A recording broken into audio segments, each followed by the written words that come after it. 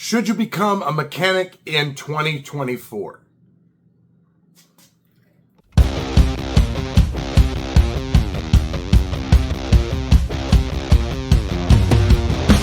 That's Multiple Tone here, guys. And should you become a mechanic in 2024, and how should you get there? Well, my first thing is, yes, you should become a mechanic. And do you know why? Because there are tons of vehicles on the road. Cars, trucks, SUVs, hybrids, diesel, gas, full electric. There are a ton of vehicles. They're going to continue to be on the road, and they're going to continue to break. And they're going to need mechanics to fix them and technicians to diagnose them. Now, how do you get there? So there's several ways to become a mechanic. The first and the simplest way to just get in a shop is just to go apply for a job to become a technician. You're going to be an oil change guy. You're going to be the lube guy. You're going to be the express guy who's doing nothing but oil changes and inspections. Now, the downfall to doing this is that most of the time, it is very difficult to come off of the express line and learn to become a technician and allowed to move up. Companies, I have very rarely seen companies promote within. Bring oil change guys up and then hire new oil change guys. That generally doesn't happen. Usually you're stuck in that oil change role.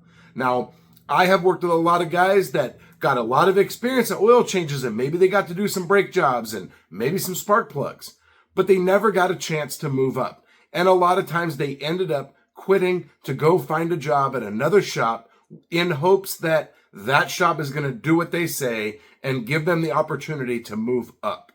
Unfortunately, without the experience and without that chance to get your hands on doing R&R and, maybe simple diags, you're not going to get that chance. You're going to move into the new shop. They're going to find out you're not very efficient because you haven't had the opportunity, and they're not going to give you that chance. You're going to be stuck in that role.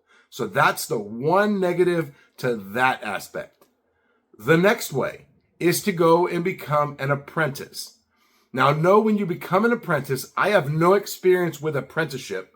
However, when you go in to become an apprentice, even if it's let's say it's a paying role and you're making minimum wage, I don't know that you're going to get paid, but you're just there. You're under the guy who's teaching you. You're at his expense. Whatever he gets is what you get to learn. Now, if you go work at a dealership in an apprentice role, then maybe you have the opportunity to do dealership training. And that will give you the chance to learn the basics of automotive. You'll never be able to become a full-blown technician without the basics, without electrical basics, without fuel system basics. You're never going to get that opportunity. It's going to be very difficult. If work is really slow, then hey, he's going to have all the time in the world to train you, but you're only going to be able to work on what he's getting. He's not going to be able to be like, hey, you know what? I want to teach you that we're going to start and we're going to do this because this is what you need to learn. You're going to be working with him on what he's working on. Now, here's the negative side. In automotive, well, in this whole field, you're working, and let's say he's a master tech and he's got you under his wing and he's teaching you. And another guy quits and the workflow is heavy. Well, then this guy will be expected to perform because the work still has to get out. And so you're going to have even less of an opportunity to learn. The next way is a trade school. Now, this is the most expensive. This is the most expensive path. It's going to cost a lot. You're going to learn a lot in a shorter amount of time. Now, wait, there's two ways to go about this. There's trade school and there's community college. Community college, you can go to an automotive program, but it's going to take you a lot longer because the classes are longer. Maybe you'll learn the same. All depends on the program. But you're going to learn at a slower rate because the classes are longer. It's going to take you longer to get there. A trade school, you're going to finish it quicker. Now, my school was 6 weeks of class, 4 hours a day. Now, I know a lot of the schools are much longer than my school was. So it's going to take you a little bit longer than that to finish. However, you're going to learn more. You're going to learn faster. Now, how do you decide which path to take? It really just depends on you and your personal situation. Are you a father and a husband who has a house to take care of? Well, you need to get out in the workforce. So in that case, maybe the trade school is better for you because you can, like me, I went to school 4 hours a day and I worked 4 hours a day. You could go to a school where you're going at night and you're working 8 hours a day. So then you're working in a shop full time, getting to apply some of your knowledge, going to school at night. And as you move up in school, hopefully you get to move up at work. That's just a way to do it. Otherwise, you're going to be stuck doing it like me, where you're at part of the day at school and part of the day working. Now, this is beneficial because you're going to finish sooner. You're going to learn more of the basics from the beginning to the end. You're going to learn electrical and how it all starts, and then how to go into more advanced diagnostics. You're going to learn how the fuel system works, because in earlier vehicles, we had a low fuel system, 55 pounds. And then now cars are having GDI, so they've got thousands of pounds of fuel pressure. So it operates a lot different. So the path that you take really just depends on you, what you're willing to do. For me, it was great. My school was expensive and I got student loans. I paid for my school. I had no automotive experience whatsoever. So when I went into the first class, I knew nothing. I knew if you didn't tighten a belt tight enough, you got stuck in the middle of the night waiting for someone to help you. That's what happened to me. I swore I'd never work on cars again, and I ended up in automotive school. I went to every class like this with a pen in my hand, ready for a career. I was ready to do this for the rest of my life and devote everything I had to this field. Now, I had student loans and I had to pay on those every month. However, I had a job, and when you have more knowledge, you can have a chance to get a better job in a shop. You have the chance to start maybe as a B-Tech, and then you can hang and bang control arms and things like that. That just takes time and experience on how to do that quick.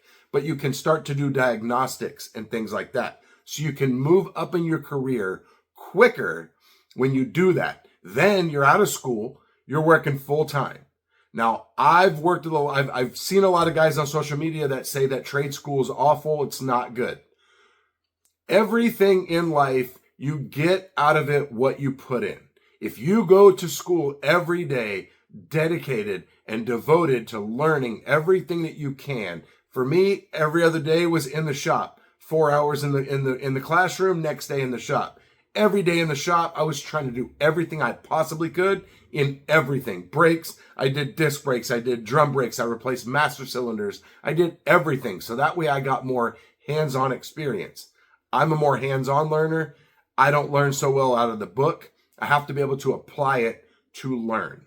So that is how you're going to decide what direction to go.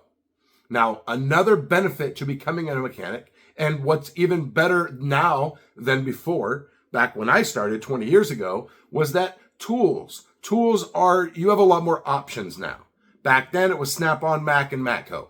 There was never any Mac trucks around, so guys had broken Mac tools, but you had to buy expensive tools, and that was your only option other than Sears. And back then, Sears, the Craftsman line, didn't have a lot of tools. So you had to go to the store with your broken socket, hope they had it in stock, and get your socket warranted. But you were buying it off the truck. You were buying toolboxes from Snap-on and Matco. That was your only option. Well, now there's a ton of companies, Sunex Tools, even Harbor Freight makes good boxes. So you can get a decent toolbox that will suit your needs. Sunex Tools, go get a full service cart with all drawers. You have plenty of room for all your tools. You roll it around wherever you're going to go, and then eventually you can expand into a bigger box when you fill it up. Now, along with tools, we have Sunex Tools, Carbine Tools, Tecton, we have Capri. We have all these awesome companies, and they make great quality tools. Now, if you were to take, let's say, a Snap-on ratchet and a Capri ratchet, and you hold them side by side, I prefer the Capri ratchet, but some guys prefer the Snap-on. However, it's going to do the same job.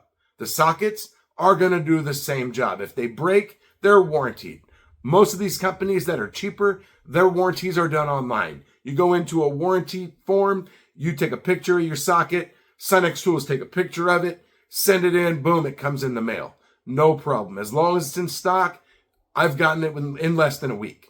Snap-on and Matco, a lot of their warranties, they're weeks out. Every time I go on the truck to get something warranted, it's 3, 4, 5 weeks to get a tool warranted. So it's not really any more beneficial to buy from the tool trucks. Personally, I have all Snap-on, all my hex and Torx, E-Torx, triple square. All of those sockets are all Snap-on. And I've had those for years, and I spent a ton of money on them. Now I have carbine tools, and you can get really good tool sets for a couple $100 that will cover a lot of those sockets. Whereas you could take that whole kit from Carbine Tools for $200, and you couldn't even buy one rail of sockets from Snap-on that's in that set because they just cost so much more. The Carbine Tools, same thing. Lifetime warranty, family-run company. They warranty your sockets out, no problem. I have had zero issues with mine. Capri tool sockets, Capri ratchets, no problem whatsoever. Then you can get into a little more expensive tools. You know, Koken Tools. Koken Tools make really good tools. They're more expensive. They're not as expensive as Snap-on, but their quality is fantastic, and they're from Japan. So all of these tools are great, and it's a good reason why you want to become a mechanic, because you can spend less money on tools and more money in your household. Or you can take a little more money and then buy even more tools. So you have more for your buck, more bang for your buck. That's what you get out of these tool companies now. Now, if you are going to become a mechanic, I urge you to get every certification, every license, take ASEs, Automotive Service Excellence. That's the ASE. It's a joke in the industry. It means ask someone else.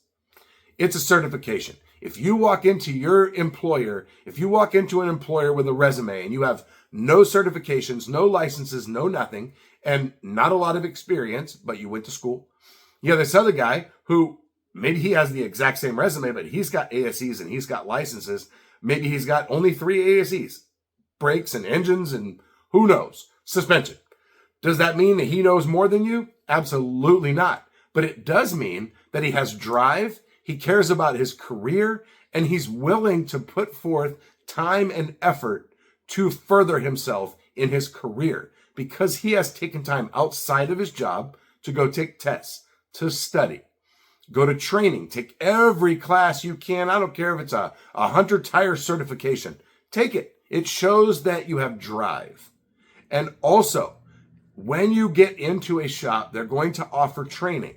Napa Auto Parts, O'Reilly, Whirlpack, Factory Motor Parts, all of these companies that you get parts from, they're going to offer training. It's going to be like 4 or 5 hours. It's going to be 4 hours after work. Dinner's at 5:30, class starts at 6, it's over at 9 or 10. Go to every one of those classes you can, because in the beginning, you're going to learn so much, and you're going to want all of those classes. And then 10, 12, 15 years later, maybe those classes aren't going to teach you as much. For me, I don't go to those classes anymore because those are more geared towards the younger guys, the guys with less experience. So that's going to get you a job faster, and some places even pay more if you have ASEs. There are places that will pay you for every ASE you have. Or let's say you become a master tech, you get a bump in pay because it shows that you have more knowledge.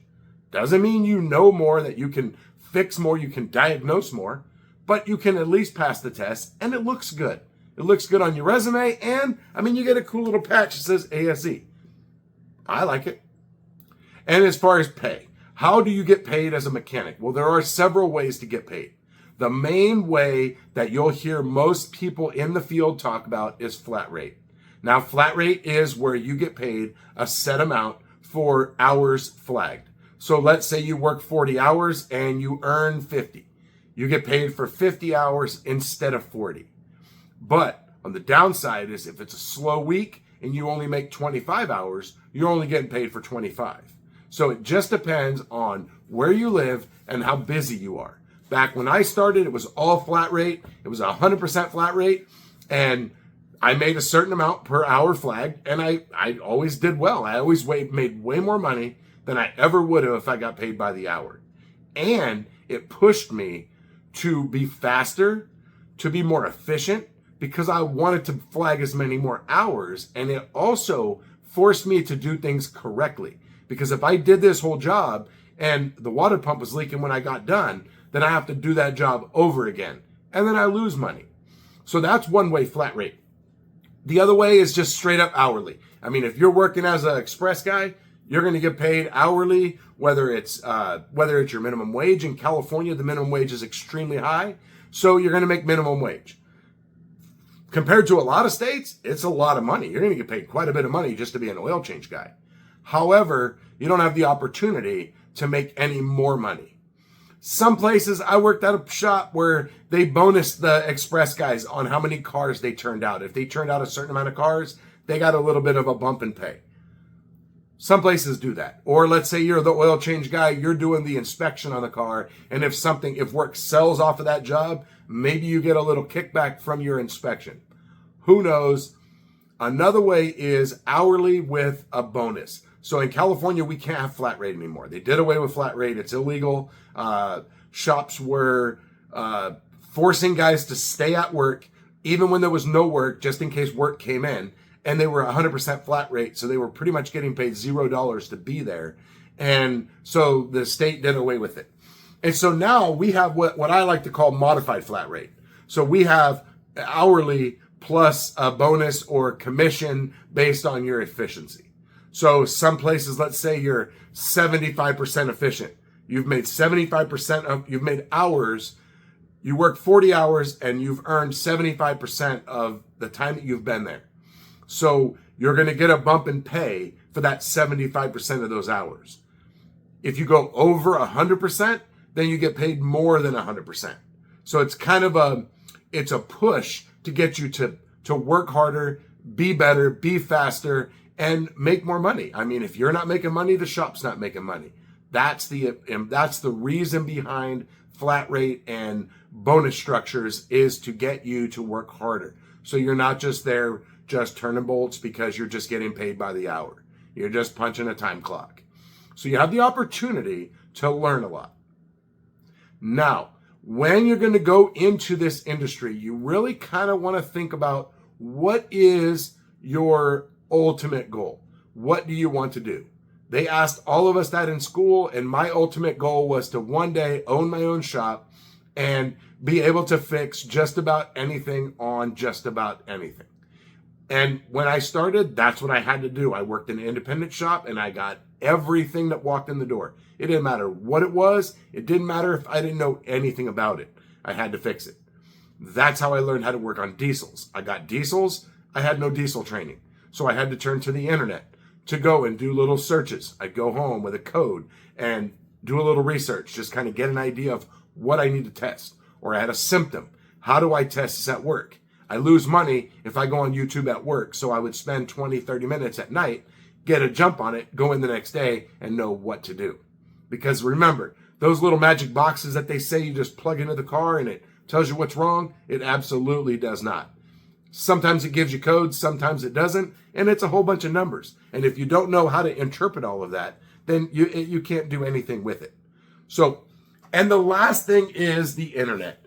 We have the internet, you have YouTube, you have all of these platforms online to help you if you don't know what you're doing. Let's say you get a car at work and you have absolutely no idea what you're doing. Well, you can go home and do a quick search and get familiar with that system. How does that work? I still do that to this day. If I get something that I know nothing about, I'll go home and I'll do a little search, get an idea so I know how to test it when I get to work. Or sometimes you can even find exactly what to do. This problem on this car, do this, look for this, here's your problem. And then boom, you get to your end result faster. That is why I think it is good to become a mechanic in 2024.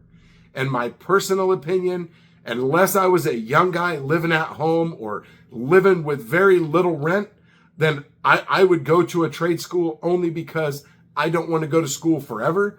And I don't want to go to school. I don't want to go to work and be there for free in hopes that I'm going to get where I want to get as quickly as I'd like to get there. That's my personal opinion. I have no regrets about going to trade school. I learned a ton. And to be honest, my trade school really sucked. I mean, if I had went to an actual WyoTech from the beginning, my school would have been 250% better than what I went to school. So, but like I said, it's not what it is. It's what you put into it is what you get out of it. I put in everything. I gave my heart and soul, and I got a career out of it. And here I am 20 years later making pretty good money, and I'm doing what I like to do. So that's my opinion. Thanks for watching the video. Hit the like button, hit the subscribe button, hit the bell. You get notified of all my future content, which you definitely don't want to miss. Also, drop a comment down below. Let me know how you got started. Trade school, apprentice, or, I mean, back then, your dad could teach you at home in the garage, and you could slowly learn to work on cars and then learn how computers work. I know a lot of guys that's how they learn to work on cars. You can't do that anymore. Your dad can't teach you how to work on cars in the garage anymore. Cars are way too complicated, and you can't even do simple repairs on cars anymore without procedures. Even checking transmission fluid in cars nowadays, you can't check it you can't just pull a dipstick anymore. Cars don't have it. So, thanks for watching. I'll see you guys next time.